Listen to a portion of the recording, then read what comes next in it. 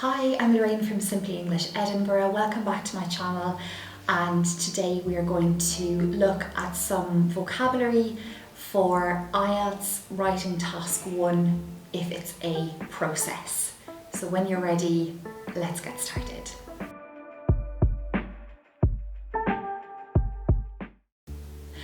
Now, the thing about the process in the exam is sometimes it can look extremely technical, it can look very off-putting, but the one thing to keep in mind is that the process is something that you as, a non-native speaker of English should be able to describe in a non-technical way. And what I mean by that is you don't need to be an engineer, you don't need to have ever worked in manufacturing or in production, but you will need a lot of vocabulary, and this is where this video will hopefully help you today.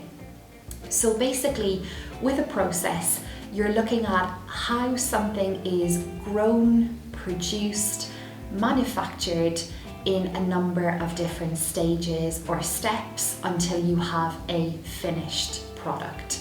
So again, you're going to start off with an introduction, something like the visual representation highlights the growth and production of tomatoes to make tomato ketchup in 15 steps. So I always like to mention in the introduction more or less how many stages or steps are required in the process, because it gives the examiner a good idea of how many things you're going to be mentioning as you work through the process. Now, what you need is a lot of vocabulary to begin with to move from one stage of production or growth to another. So you need a lot of linking words. So you're going to need vocabulary like following this, the next stage or step is, subsequently, after this, thereafter, and afterwards. So for instance, if you can see a tomato being grown on a vine and your next photo is of the tomato being picked, placed in a basket, and then this basket going through a process of quality control, you might want to link all of those stages or steps together with some linking words like tomatoes are grown on vines, and once ripe, they are picked and placed in baskets. Following this, they go through a procedure of quality control so that you don't have to kind of stop-start with every single point in the process. So first of all, let's have a look at some vocabulary for how to describe growth stages in processes. So you might like to look at some vocabulary like to sow seeds. Now, sow is an irregular verb, so keep that in mind. So you would say, for instance, seeds are sown in India, for instance. It might tell you the country where they are sown. To plant is actually a verb that we use when we're talking about flowers or shrubs, trees, things like that. You might want the verb to pick. To harvest is when the crop is collected. So for instance, barley is harvested in August. The verb to dig, which is also irregular, dig, dug, dug.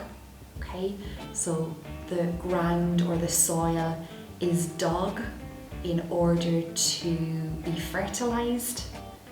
And another good verb for the growth process is the verb to ripen, which describes when your fruit or your vegetable is ready to be eaten. Now, of course, not all processes show a growth phase, but a lot of them do have a manufacturing or a production phase. So let's now have a look at some vocabulary that might be useful in this section. You might need to clean or to wash a product when it comes into a factory. You may need to sterilize it. If it is a fruit or vegetable, you might want to remove any seeds or stalks, or to peel the skin. To chop, to cut, to slice, or to dice are good cutting verbs instead of having to use the verb to cut. So for instance, the onions are diced and placed into bowls. Typically in this day and age, we're adding some colours, some preservatives, some things that need to go with the raw product or material. So we would add these things. You might need to stir or to mix, to infuse perhaps if it's a tea or a liquid. Sometimes you will see the food undergoing a cooking process, so verbs like to heat, to cook, to boil, to simmer, and of course to cool down or to freeze are good ones as well. At some point, of course, your product is ready to be packaged, so you might want to use verbs like to bottle, to box, to package, to label it. And finally, it will probably go out to a warehouse or onto a lorry for delivery, so it may need to be packed or loaded onto a truck or lorry for delivery. Of course, as I mentioned previously, it's not always a fruit or a vegetable going through a growth phase before arriving at the factory, but it might be a piece of material. So a very common process I've seen coming up in the exam is how to make a piece of furniture or how to make a pencil. And in that case, it will usually be a piece of timber or wood which arrives at the factory. And in that case, you would need different material for talking about the manufacturing process.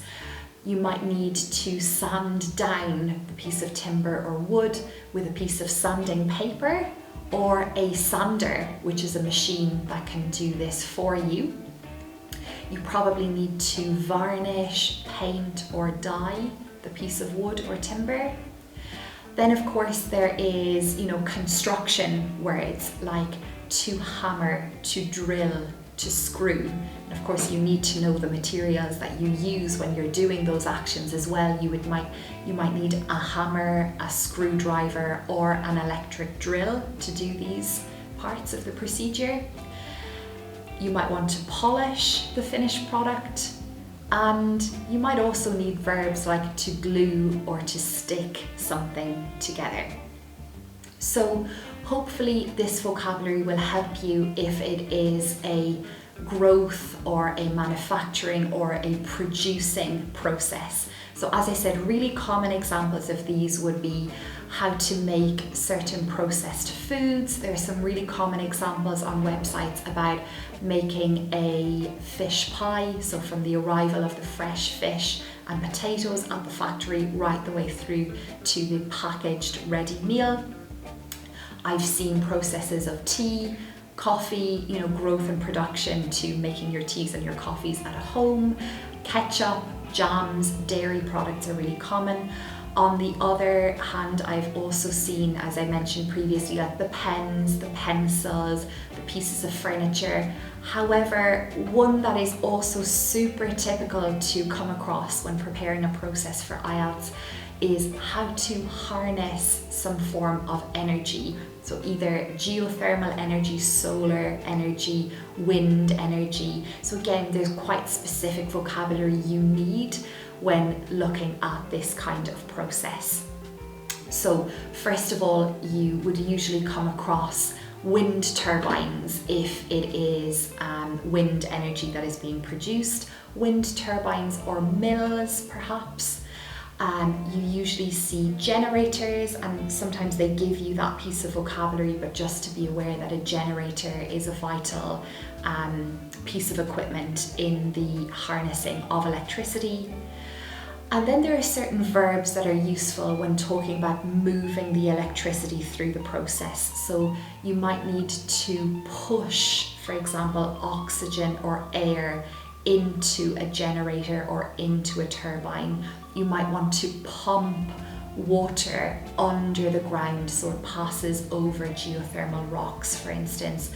You might want to funnel some type of liquid. So funneling would mean that you are using an instrument so that you do not spill the water everywhere. So it's kind of like you're pushing it, but you're also directing it in a certain way. And do keep in mind as well that, when you're following these processes of harnessing energy and electricity, you will often have waste products and byproducts. So that is how you would refer to the release of any material that does not need to be used. So, as I said, with the process, as long as you have a wide range of vocabulary for talking about growing things, manufacturing things, packaging them, and you are comfortable talking about the harnessing of electricity, you're good to go. Make sure that you cover all the steps as you go through the process, particularly if you mention in the introduction that there are 15 steps. I should be then seeing the 15 steps as you write. And like the line graph or any other graph that you get in the exam, do make sure that you are reaching 150 words as a minimum, that you're not overwriting or over describing either. So I hope you found that helpful. If you have, please like, comment and share with your friends. Best of luck in your IELTS exam. If you'd like to see more IELTS content, just leave me a comment down below and I'll see you in the next video. Thank you. Bye.